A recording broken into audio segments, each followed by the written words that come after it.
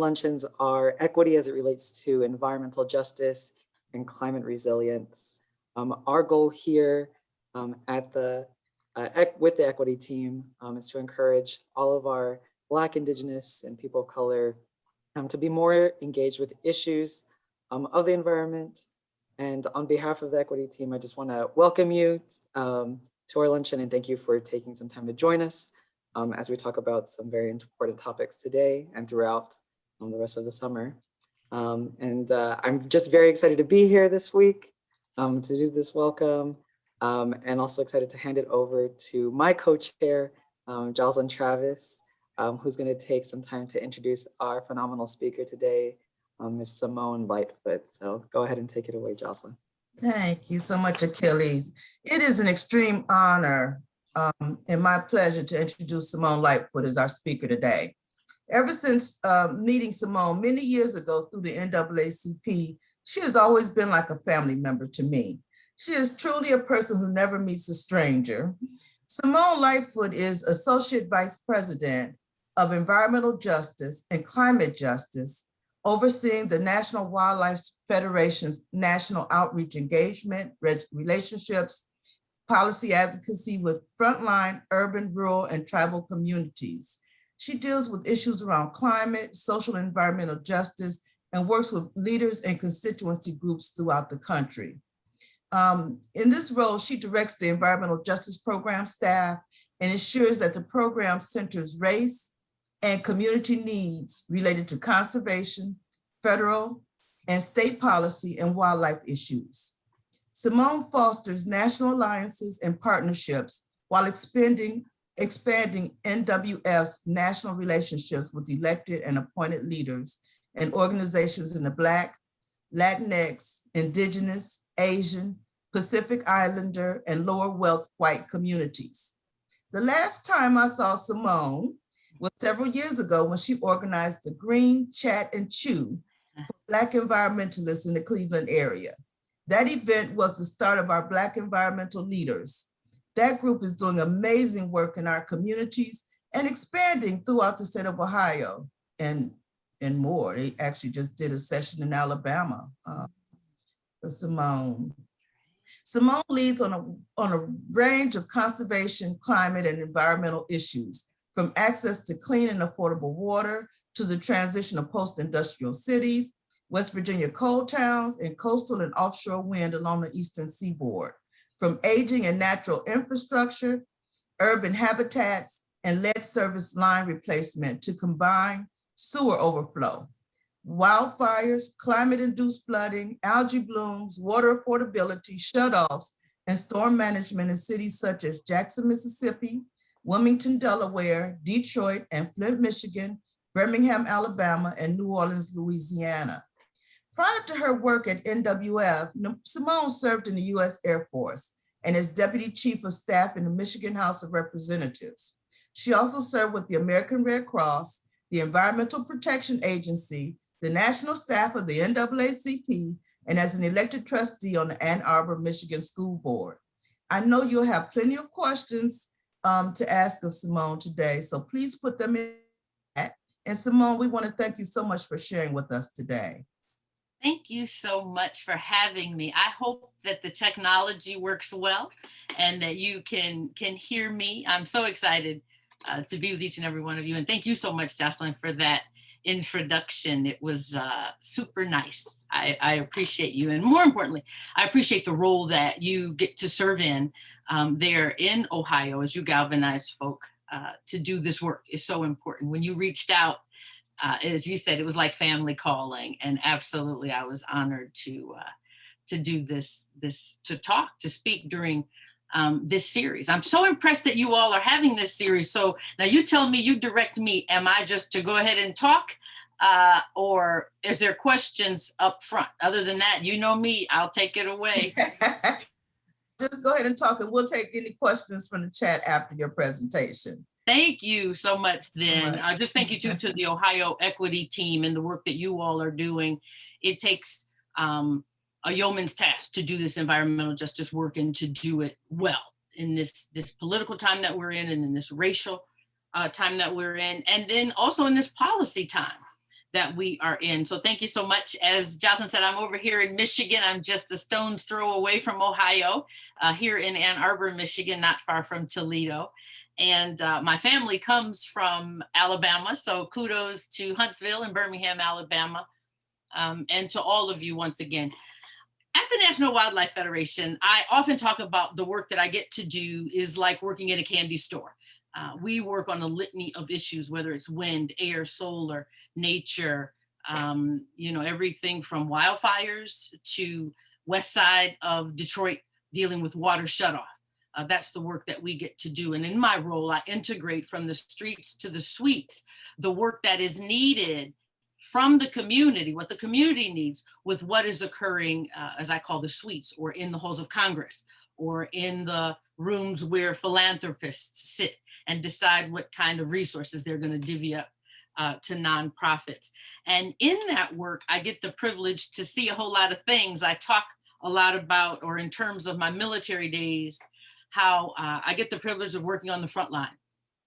And anyone who works on the front line knows that there's a lot of intel and information there on the front line. A lot of expertise is garnered when you're on the front line, but there's also a great deal of carnage that is seen and experienced on the front line. And it takes a certain level of strength and tenacity and grit in order to soldier through and do this good work that we're looking to do, particularly as environmental justice is becoming far more embraced, far more widely discussed, far more widely funded.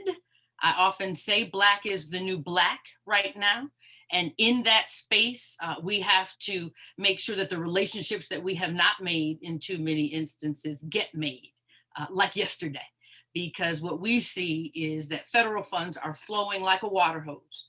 And the concern is that the folk on the front line, the communities, and even my mayors, even some of my county commissioners and my state reps are not necessarily prepared for the onslaught of money that their cities are about to receive in their states. Some are dealing with governors who don't like their cities, their urban centers very much, or places where African Americans and people of color are concentrated in that state. They tend to deal with the highest level of environmental justice challenges and the highest level of defunding or disinvestment in those spaces.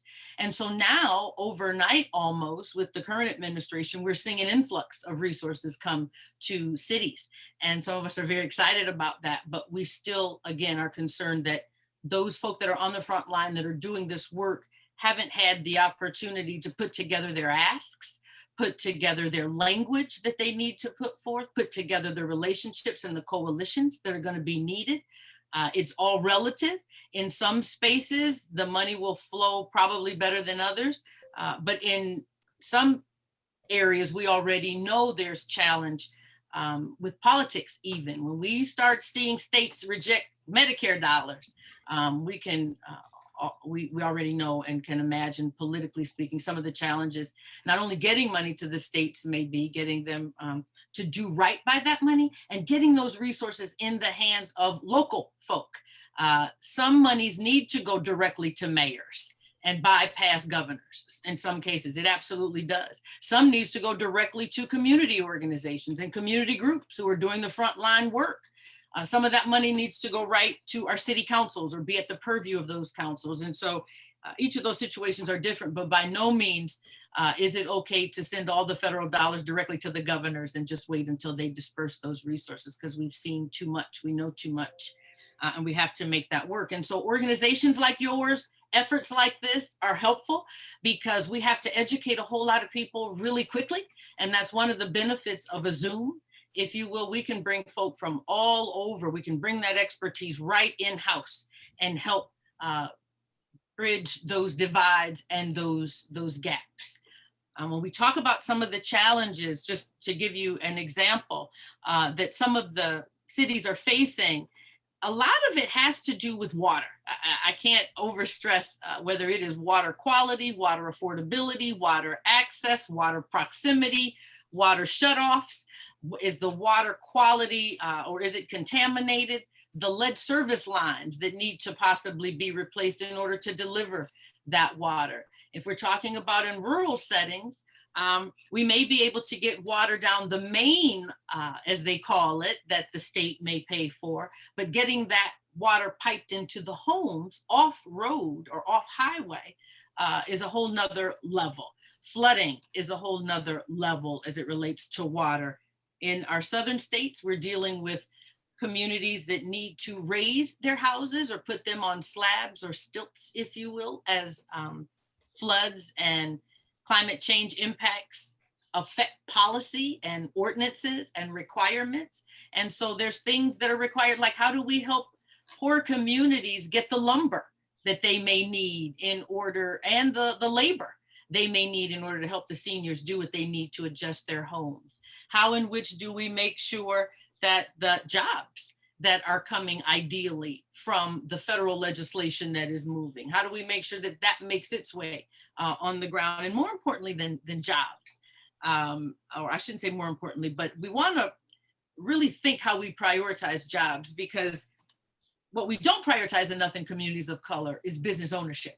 And there's no way that this level of trillions of dollars should be moving in the name of environmental justice, climate justice, infrastructure, water, and we don't create new businesses, Black, brown, indigenous, women-owned businesses out of this space. And so we at the National Wildlife Federation have launched what we have called the Clean Economy Coalition of Color. And that coalition, we would love to invite many of you that are on this call to be a part of that, where we come together and we information share and exchange. And we do it in a way that's helpful to get it in the hands of the folk who need it, so that as policy is being shaped, folk are weighing in. One concern, for example, I have is I say we are a sneeze or a scandal away from the Senate being in different hands than it is right now. And so there's a lot of legislation that is moving. And if you know legislation, oftentimes there's a markup period, there's an opportunity to get amendments in, there's committee hearings. That's in a more traditional process. But when you are moving legislation like a fire hose, some legislation doesn't fully get baked through the traditional process. It gets moved right on out in order to get the votes it needs. And then it gets moved to the states. And so it's not fully baked like it would have been. I use the analogy of a cake. So it's not a fully baked cake, it's a half-baked cake sent to the states, where the governors then get to decide what oven they're going to put that cake in to continue baking. And that's why we need to have folk on the ground right there talking to their governors. Hey, we know that cake is coming and we'd like a slice. We can bake it ourselves, our own slice, our own piece. Without people there laying out specifically what their needs are, laying out their case, it's harder to make sure that those resources get where they are. On the flip side of that, we also know that people who tend to have their case ready are folk who already have the infrastructure, already have the relationships. And that tends not to be necessarily those frontline communities, often the smaller mom and pop shops that are nonprofit or even volunteers that still are entitled and still would do right by those resources. But because they don't have those infrastructures in place, they too, we are worried about may miss more than they should. And so there's rich opportunity for partnerships. There's rich opportunity to allow relations to be built heretofore never were. I often tell my white friends, if you don't have any Black friends, what a privilege that you've been able to make it through life without having to talk and relate and engage and sustain relations with Black and brown people. And when I say a privilege, we talk about white privilege in the race space.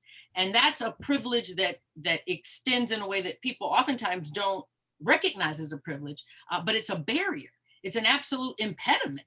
It's a challenge, because oftentimes people who lack the cultural competencies that are needed really get to make a whole lot of decisions, and they get to write a whole lot of checks.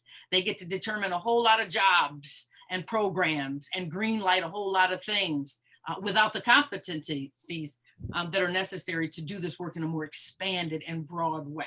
And so it's rich opportunity for those of us that are of color who bring a lens to those who are willing to be allies with us. And we have a lot. I couldn't do this work without white allies. I just couldn't. Helping our allies and our allies helping us, we help each other understand and create frameworks that are aligned in a way that are more inviting and more inclusive. It's one thing, we talk a lot about bringing more Black and brown people into the space, and I often talk about retaining them. You know, you can get folk in, but when they get in and go, oh, heck no, I'm out of here, this is not for me. That's a challenge. That's a problem, whether we're talking about employees or whether we're talking about alliances and partnerships in the community. And so making those are important. Also important is keeping up with things at the local level. We got some hot mayor's races going on in my cities, in our cities across the country. We have them hot in Detroit. We got them hot in Birmingham, Alabama, hot in Jackson, Mississippi. And much to our surprise, now it's going to be hot in Atlanta.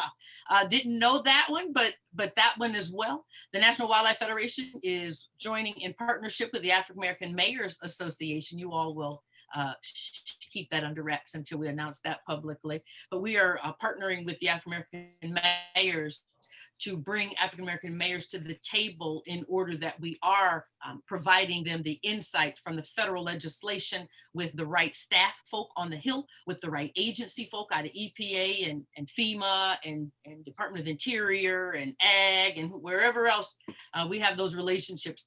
And so we're going to be making sure that we're doing all we can to inform our local city officials, the mayors, as well as NBC Leo, National League of Cities, their National Black Caucus. And so those are the kind of partnerships that the folk like the Sierra Club, I mean, you guys too, you carry a huge brand. And when you speak, folk listen. In fact, Sierra Club is a little more in line with the NAACP when it comes to the way in which you all do your activism. You all are bold and you say it and you show up and you push and you demand.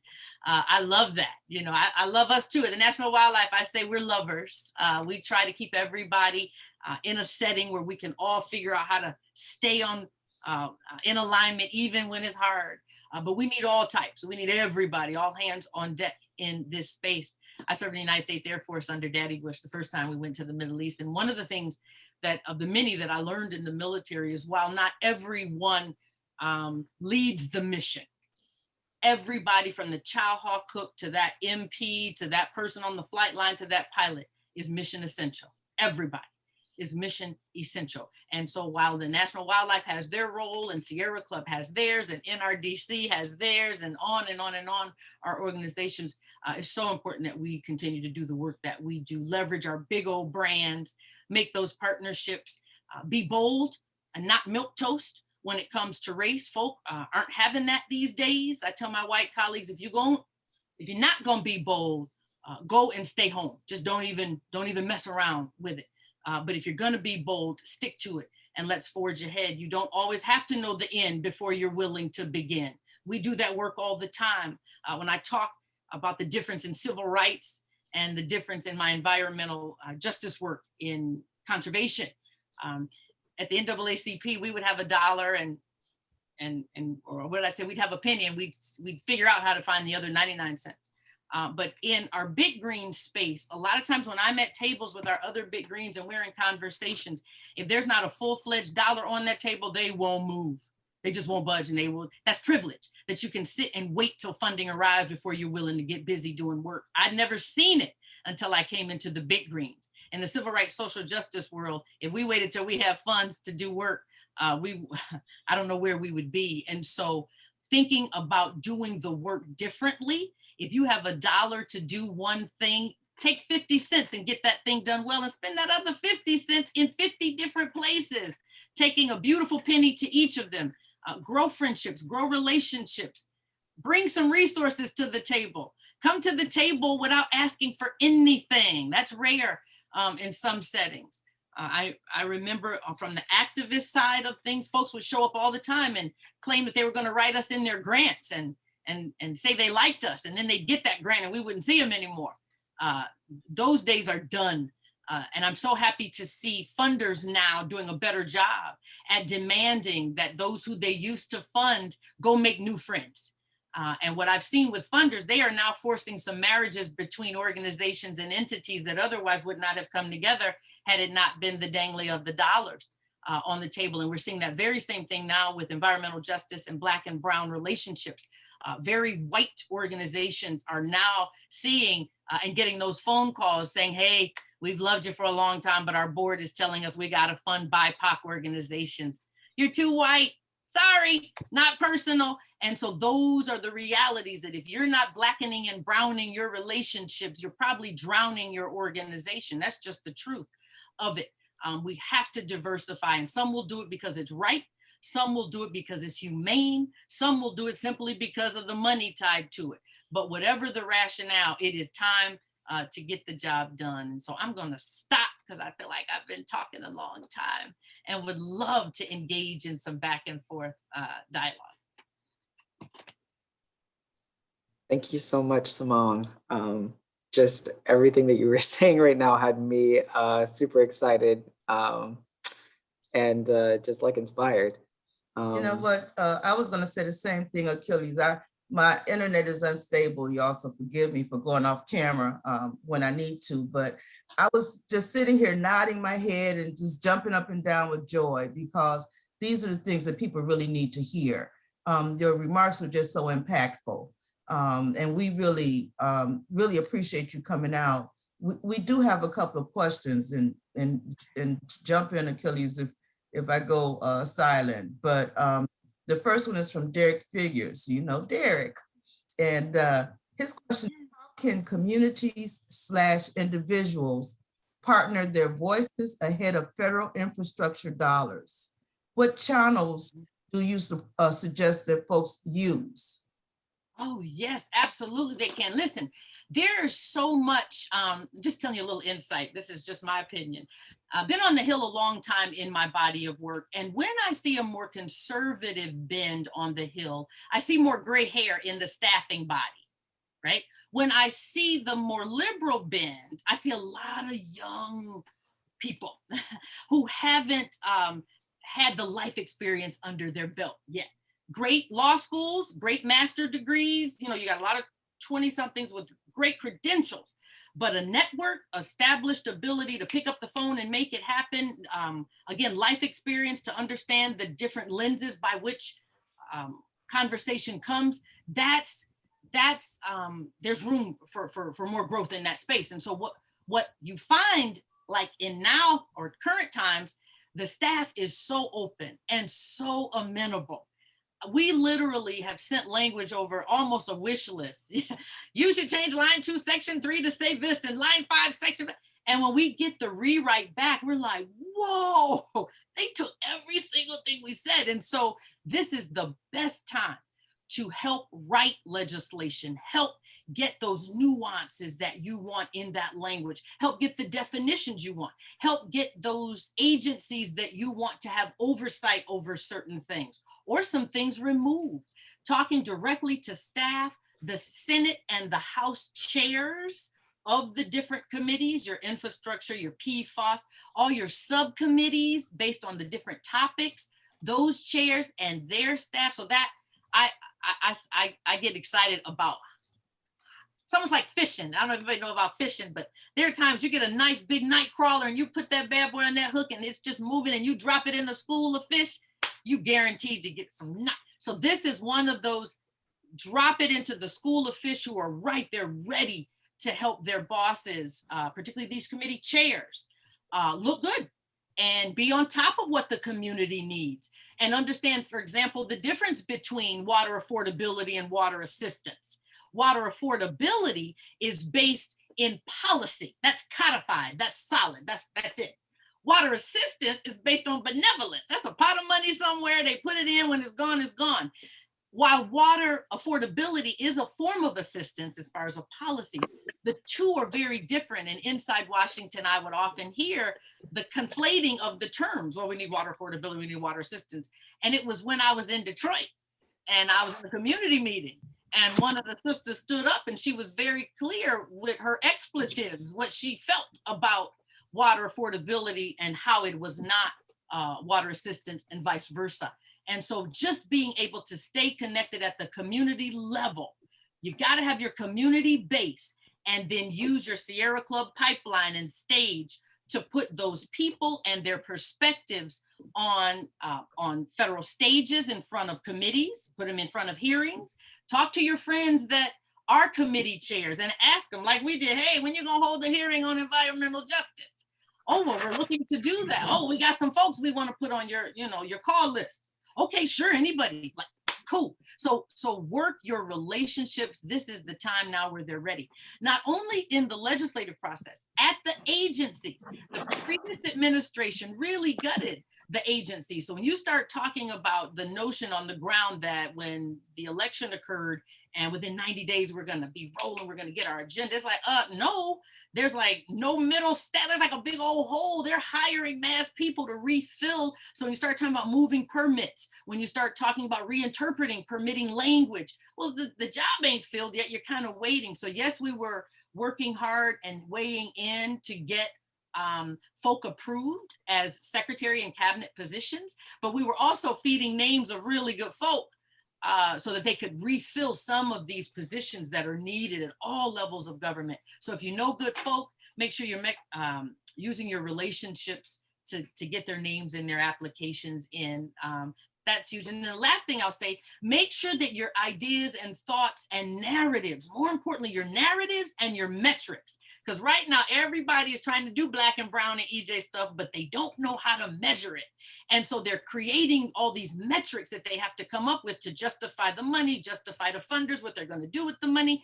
And they don't know quite what to use as a metric. This is the time for Black and brown people to create their own metrics, because we do things that are intangible. We value them. We will get on a Zoom call early and, hey, what's up? How you been?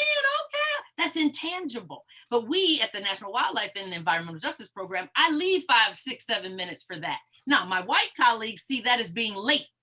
My Black friends understand very clearly what we're doing. We do that, and then we're able to flow through that agenda without some of the other interruptions that otherwise would come into play. We adjust culturally to what's needed. So the agencies, make sure you're telling the Sierra Clubs, the NRDCs, the National Wildlife Federations, all those entities that weigh in and have say and sway, tell them what your talking points are too, so that they're parroting those things as well. And then the agencies and the legislature. Whew, sorry.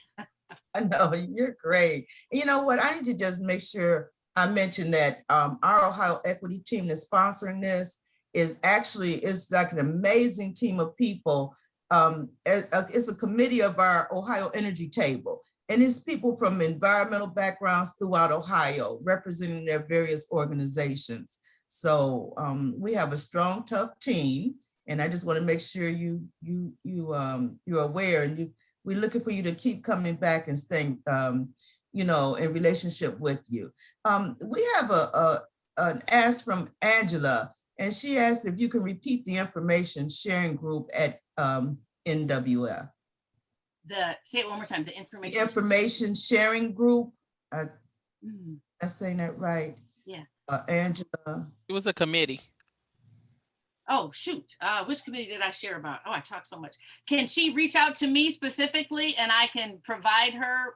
Because I don't know which committee I may have mentioned. Ooh, that's bad.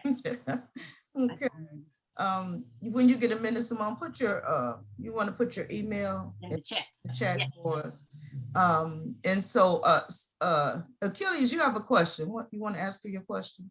Oh, it looks also like oh, I know, the coalition. Angela just said the creative communities of color. Oh, I know what it is. Okay. I'm sorry. It is the Clean Economy Coalition of Color. And it's all about the new clean economy, the wind space, the new the thermal space, all the new jobs that we're seeing in the legislation moving. So it's the Clean Economy Coalition of Color. Okay. Thank you. Achilles, did you have a question? That I know Tracy had one also. I do have a question. My question is, I did a little research just on all the work amazing work that you've done. And something that I found that has always been a sticking point in my community organizing work has been when I've talked to folks specifically about, where on the priority list of issues is the environment. And I find those conversations to be the most challenging and ones that I have to revisit. But how have you been successful in our communities of color, having those conversations and helping folks to better understand and feel confident about talking about it, and also just like understanding why why environmental justice issues are so relevant and important for our communities. Sometimes I'm not as successful in the past, particularly if it wasn't vogue or in style at the moment. And that's where I leaned to my relationships. I would go into meetings all the time and they would say things like, oh, here she come with all that green stuff. You know, so they weren't all in love with it, but they loved me or they trusted me. And they'd be like, all right, Simone, you got 5 minutes, go on and say whatever you. And so I took advantage of it. I'd talk about it. I'd bring literature. And so establishing oneself as a subject matter expert in headwinds and tailwinds is a helpful thing, because when the tailwinds come and now it's all vogue and everybody's talking about it, you're the first one they call. You're the only one they really know. And so staying the course, even when it's not in season, is part one. Finding ways though, and you probably do this well, it's easy for me to connect things to the environment. Like I would mess with people on the block when they would wash their car and they wouldn't put it up on the grass. I'd be like, put it up on the grass or put it in the vacant lot next to the house.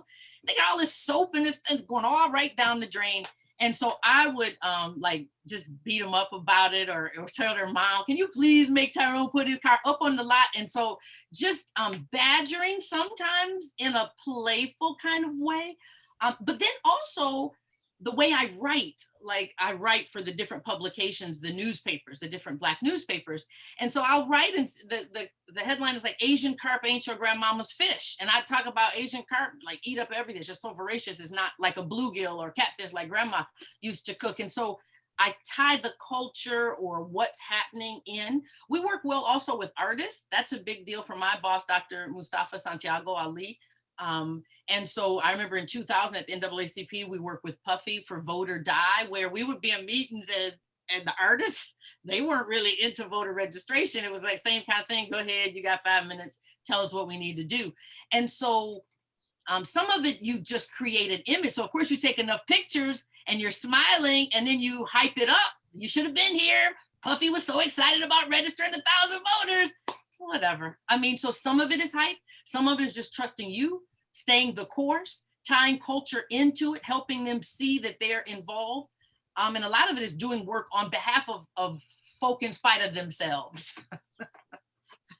Awesome. No, I appreciate that so much. I actually work for an Urban League affiliate here in Ohio. And so the first thing that I did with my office is, because we're lucky enough that we don't have to pay for our utilities.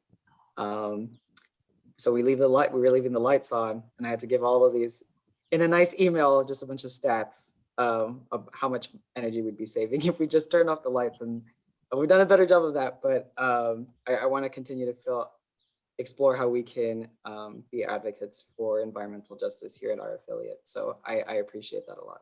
Keep doing it. And then too, for nonprofits, you got to find a way to tie the money to it. I mean, until the folk inside see, when they start, now the flip is once they see the money, then you get this this newly woke thing. And that's kind of a trick too, because you kind of go from being neglected to now everybody love you, and that overnight you'd be like, whoa, wait a minute, did you not talk to me last week? Now you loving me? What's up?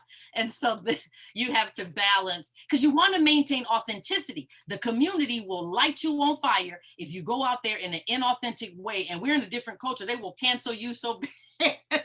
And so I would rather fight internally with my colleagues to get it right than to go out and blow it in the community. And then last, I'll say, we're coming from our reputation as the National Wildlife Federation. We have a rich, challenged history on how we even came to existence when it comes to tribal and Black and brown communities, period. And so we feel a level of atonement or making up or making amends and addressing head on that true reality and sharing how we're trying to do it better and different. So we got a lot of making up to do. We can't afford to be out here messing up. You know what I mean? Absolutely, absolutely. Well, thank you so much for that. It looks like Tracy also has a question. Tracy Sabetta. She said, you have worked for years in the entire Great Lakes region. What have been the biggest changes you have seen in environmental justice work, and what kind of work do we still have left to do in Ohio? Biggest change is that it's been embraced. It's been embraced. Ohio and Michigan has rich histories with environmental. I mean, Ohio, the river. I mean, everybody knows the story. So Ohio, and then you all have a rich history too, because we deal a lot with PFAS and algal blooms. and the agriculture community, the ag community in Ohio. And then we're just so close. And so I've seen the changes of the embracing of it. When you got your Flints with Flint being Flint, and then you have Detroit with your massive water shutoff where you have the UN coming in and talking about it being a human rights atrocity. We just have some rich legacy, recent and past, around environmental justice. The change I've seen is more embracing of it, more funding around it. And Ohio, what was the last part of the question? I want to make sure I answer it. Yes. But we still need to. So, oh yes, what kind of work do we still have left to do in Ohio? Yeah, so Lake Erie. I mean, like, gee, we got Lake Erie to do. We have Appalachian work that is now the new work, you know, with Joe Manchin being the man in the Senate right now. Appalachia. I say, what about Atlanta? Appalachia. Well, okay, we'll figure it out. And so making sure that we take advantage of the change and movement, so that Ohio and Michigan, no matter who in charge, we still holding on and riding for our state to get those resources. And then we got racial reconciliation issues. We still got race issues to address, both in Michigan and Ohio. So we got rich work we can do together when we're not feuding over football. Simone, Rachel brought up a point. I want to just make sure that everybody has a chance to understand. And she says that the Ohio Climate Justice Fund is based on exactly that principle, funding only BIPOC-led and governed communities to hold active listening sessions and to do advocacy in their communities. And these funds are actually coming from the Gun Foundation and the Energy Foundation. And so she just wanted to make sure that everyone is aware of that. And yeah, that's awesome. Ohio Climate Fund website, yes. One thing I'd add about that, though, one thing I share with my white colleagues a lot is the need to do more valuing of research that's already done. The first step we often have is, oh, let's research. Well, it's a ton of research. It's a ton of experts. Expanding who we see as an expert. Everybody don't have to have an MBA. You know, again, I'll go, and I'm not knocking MBAs in education. Whoop, whoop. I sat on the school board for 11 years. So, but I am saying that is not the only place expertise. Folk in Flint are freaking experts on lead service line replacement, not having water for 14 months you can drink, having children who are traumatized when they see a water fountain. They will scream at you, don't touch that water, don't touch that water. Well, if you're 5 years old, 6 years old, that's been your existence. You've been, don't touch that water. And so what are the psycho-emotional traumas that go along with water too? And so there's just so much work already done. How about we leapfrog and just pick an area and start moving? We need action. I think I always say the time to plan and all of that was the last administration. This administration is moving, and they moving so fast that the folk who do the work, I'm concerned, will miss out because they busy back planning, looking again, researching again. Stop the madness. Talk to the people who already have got the work in the studies. Fund that stuff, those answers and those solutions, and jumpstart some solutions. Yeah, I'm not knocking talking, but it's time to move. Yeah, as a matter of fact, we're really blessed to have one of our team members, Yavanka Hall, and Yavanka's been doing serious work around lead poisoning based on the housing stock in Cleveland. And so, you know, but I'm sure she'll share more about that. I just want to ask you, Simone, we were talking a little bit ago about the project that's being done in Inslee, Alabama. I just thought it was fascinating. Can you share a little bit more about that? Yes, we are, man, I love Birmingham. I love all my southern cities, but Birmingham, Alabama, under the Mayor Woodfin, just outstanding, inviting mayor, and Councilman John Hilliard, District 9. Those two, they show up there when we pre-COVID conferences always, and we ran into each other, so welcoming. Came in, they said we need help around flooding infrastructure, so anything you can do. Found money with Kresge, got with the Kresge Foundation, got 2-year grant, and so we're there in Birmingham working on climate-induced flooding, water, public health, and water, flooding, public health, and environmental justice.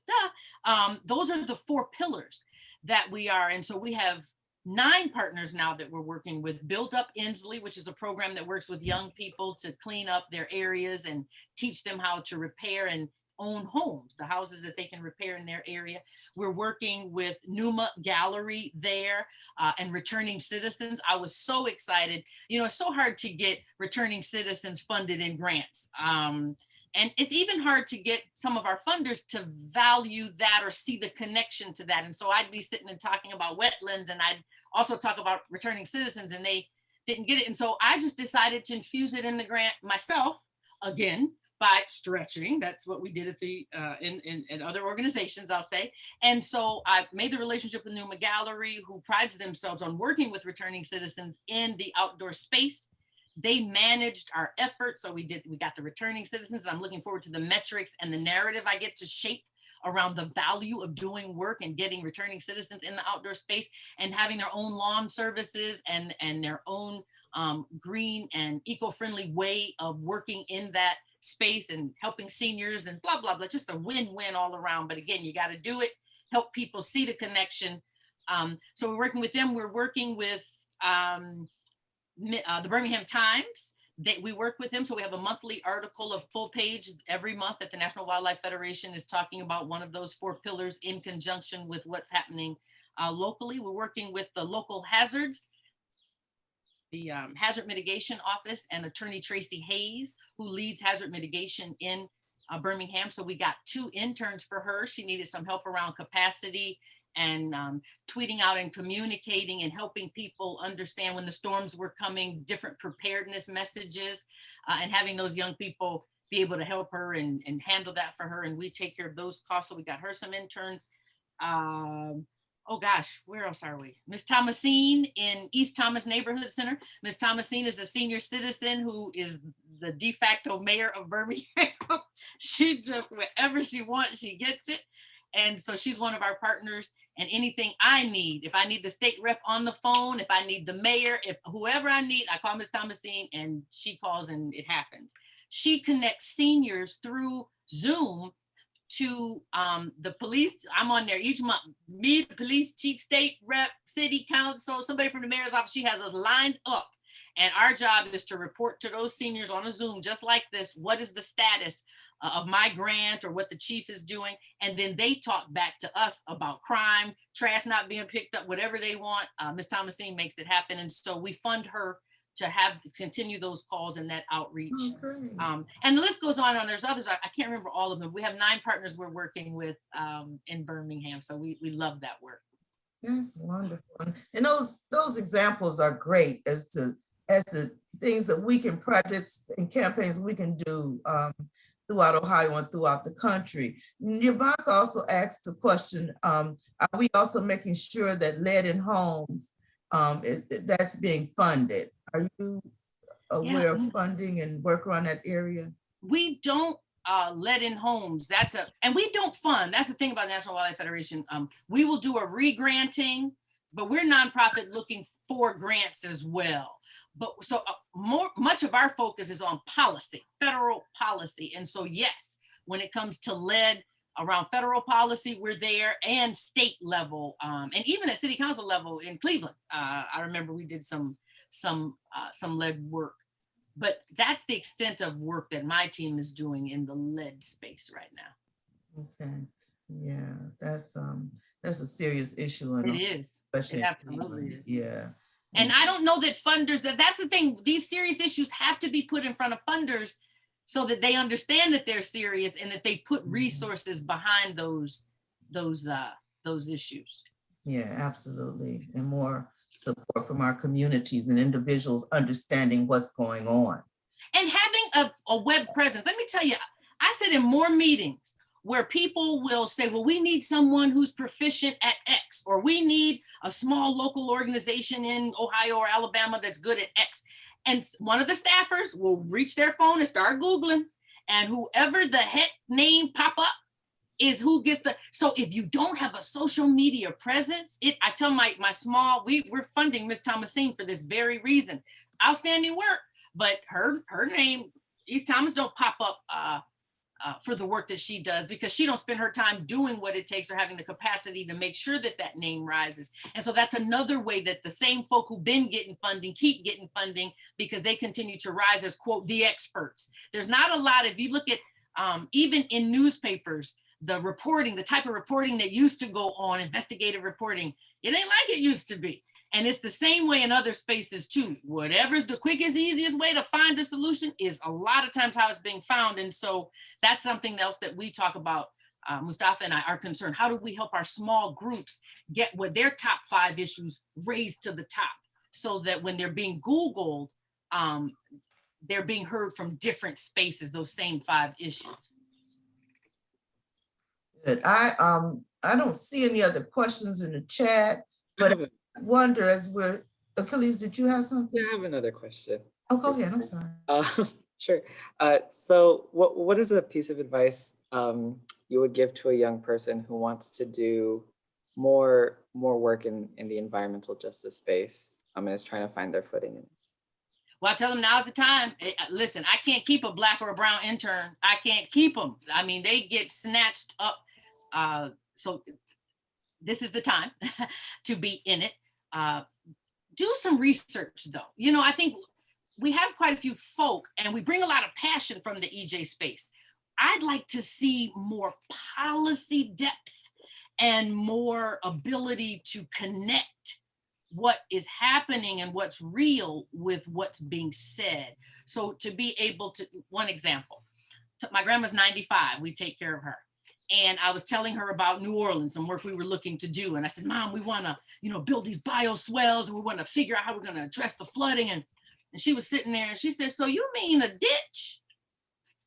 A ditch, yes, it's a ditch, it's a ditch. And so we need people who understand the technical, but very clearly cross-articulate, enunciate. And we need to understand how what seniors and folk on front lines need, what they're saying they need. These water bills is too high. Okay, I think what I'm hearing is you need water affordability codified into policy. Like, we need people who can hear that and translate that. Not only hear it, translate it, but then get busy writing the policy and know the right people to move the policy. And know the right people to put pressure where the pressure needs to be put when the policy get hung up through the process. So we need more skill in politics. Understand that there's a time and a place. Oftentimes in environmental justice, we do it because it's right, or it's healthy, or it's fair, or it's equitable. And I tell them, and politics ain't got nothing to do with none of that. Period. Politics don't care about that stuff. Politics is about politics. And so if you only come talking about what's fair, what's right, what's equitable, what's healthy, okay, good luck with that one. So you got to be ready for that reality too, and understand those nuances. No, that's great. Thank you. I think that answered the Yes. question perfectly. I appreciate it. Thanks, Simone. Simone, Yavanka also asked, we know that the dollars are flowing for water pipe replacements. Are the voices at the table talking about all things lead, or is this just a singular focus? Yeah, it's easy for things to get, I don't want to speak for every circle, but I have not heard anybody talking about lead in water lately. I just haven't. They talk about infrastructure as an umbrella. So again, this is the time for anybody who wants to define infrastructure as lead service line replacement, as broadband, as water. This is the time to do that. What I would say to anybody, don't look for answers where people are supposed to have answers. Don't do that. That is one of my inside secrets on folk about the truth of politics. Give people the answers. Give them the answers. Go giving them what they need and author it. This is the time to become a subject matter expert in whatever your thing is. If your thing is lead in water, make it your thing. Write about it, blog about it, tweet about it, hashtag all of the legislators that you want to know. And I'm telling, and their staff. And that's how you begin to move your issue on people's radar. But to expect that it's already there, don't.